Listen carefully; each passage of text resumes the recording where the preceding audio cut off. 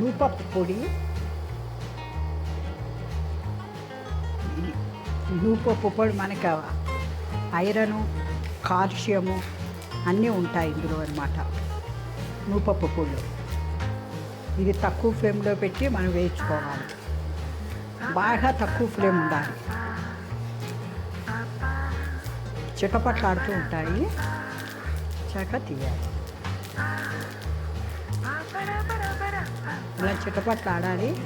కమ్మగా వేయిస్తుంటే కమ్మటి వాసన. నూపప్పు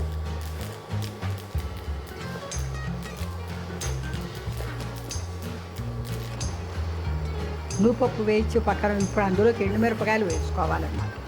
జీలకర్ర, మినప్పప్పు,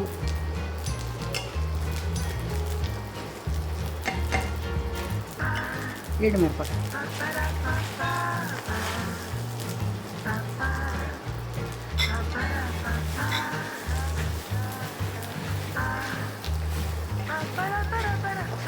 మిరపకాయలు ఇలా ఎర్రగా వేయించుకోవాలి. మినప్పప్పు, జీలకర్ర, ఎండుమిరపకాయ. కావాలంటే ఇంగువ వేసుకోవచ్చు ఇందులోకి. అంతే, అయిపోయింది, వేగిపోయింది.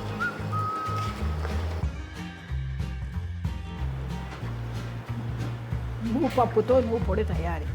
ఇది వేడి వేడి అన్నంలోకి చాలా టేస్టీగా ఉంటుంది నెయ్యి వేసుకుని తింటే. ఇది కాల్షియము, ఐరన్, హెల్త్కి కూడా చాలా మంచిది.